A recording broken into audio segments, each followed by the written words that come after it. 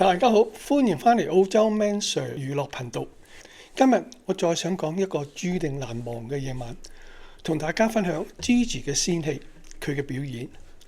2026年4月25號，香港半山嘅一個私人府邸，燈火璀璨，衣香鬢影，國際高級珠寶品牌卡地亞就喺呢度舉行一個高級珠寶展覽晚宴。出席嘅嘉賓個個都係重量級人馬，郭富城、古天樂、劉嘉玲、林嘉欣，全部都係影帝影后級人馬。但係呢個星光熠熠嘅名單裏邊，仲有我哋嘅 Gigi 葉明熙。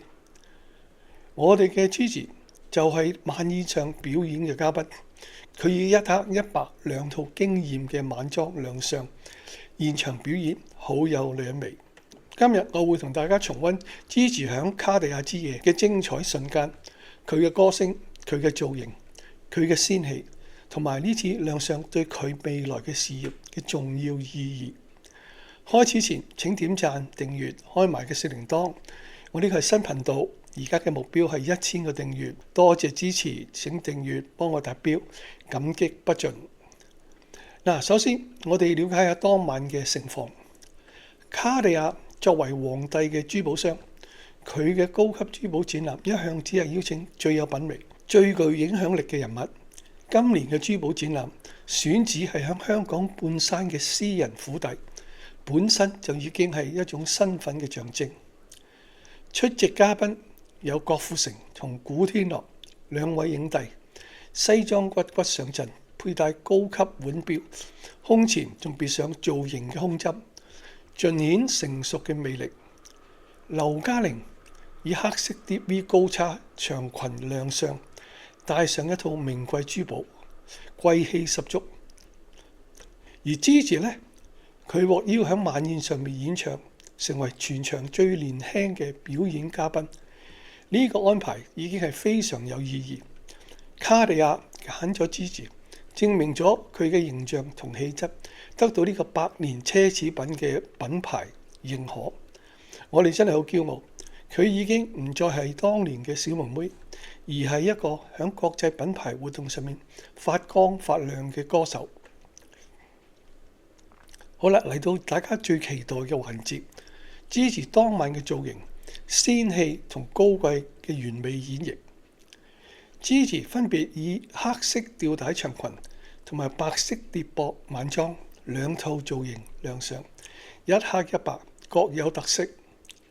黑色本身帶有神秘成熟嘅感覺，配合卡地亞嘅名貴珠寶，令到 Gigi 成個人散發出一種輕熟女嘅魅力。大家可能記得，唔夠半個月之前，Gigi 喺澳門出席微博文化交流之夜嗰陣，着咗一條低胸透視花卉晚裝裙，仙氣又性感，明顯大個女啦。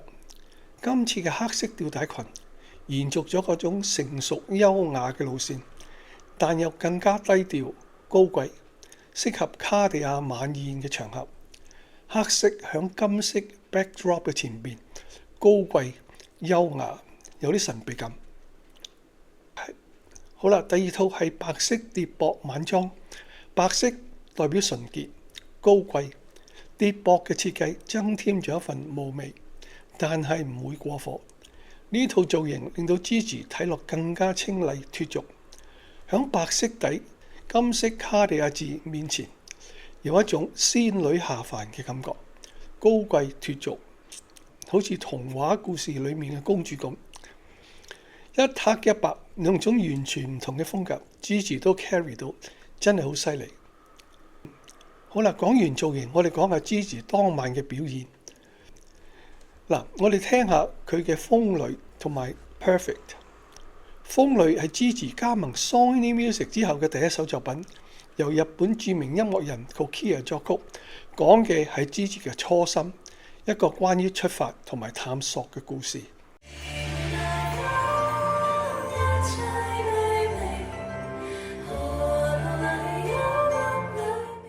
Gigi 嘅演繹獲得全場嘉賓嘅掌聲，嗰啲嘉賓可以能夠咁近距離聽下 Gigi 唱歌，真係好彩。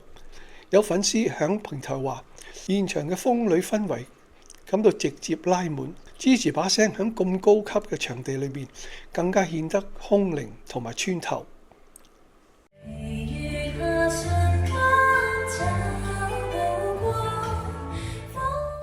另外一隻歌唱嘅就係 Perfect。Perfect 係英國歌手 Ed Sheeran 嘅經典作品。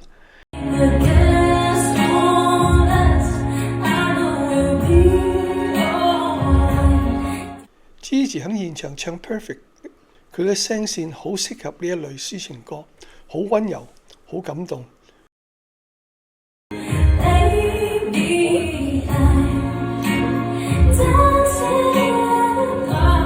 支持曾經喺訪問中講過，佢錄英文歌嘅時候會逐個字去查字典，練習發音。呢種認真嘅態度令佢嘅英文歌演繹越嚟越有水準，亦都為佢未來進軍國際市場打下基礎。講完當晚嘅表演，我想同大家探討一個問題：點解支持會俾人一種仙氣嘅感覺？呢種高級感究竟係點樣而嚟？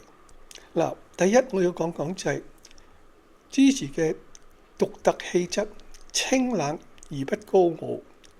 除咗靚之外，支持嘅氣質係屬於一種清冷加溫婉嘅混合體。佢唔屬於甜美可愛嗰種，亦都唔屬於性感火辣嗰種，而係一種好靚、好舒服、有少少距離感，但係唔高傲嘅氣質。第二係支持嘅藝術家修養。支持而家喺理工大學修讀時裝設計。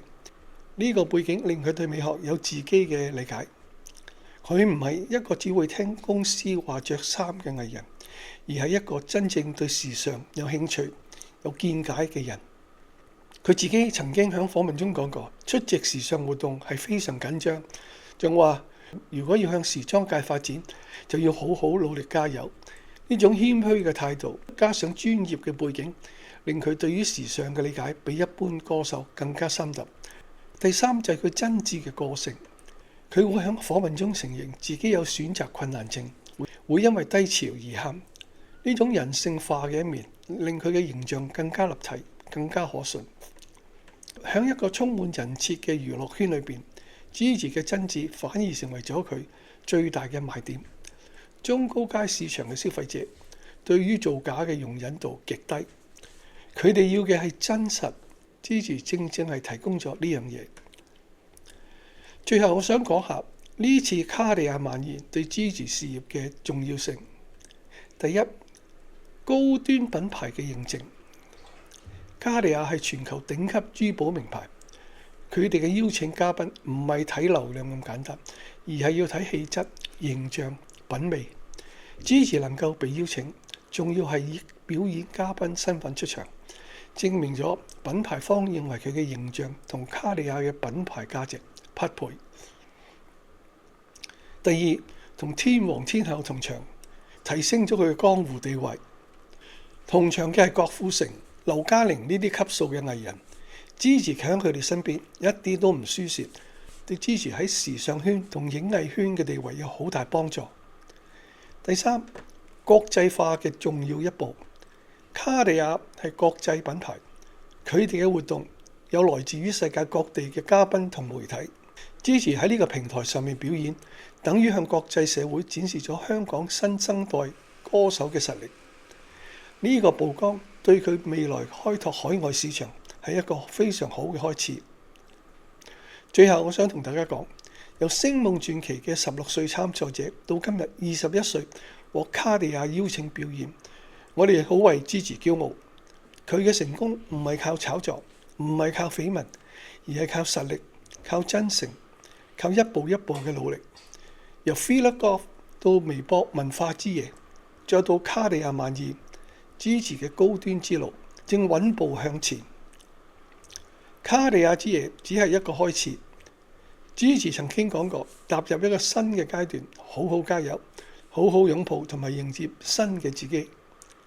今日嘅支持已經好好咁擁抱咗新嘅自己，而我哋會繼續喺度陪住佢，支持佢，見證佢由香港出發，走向中國，走向世界。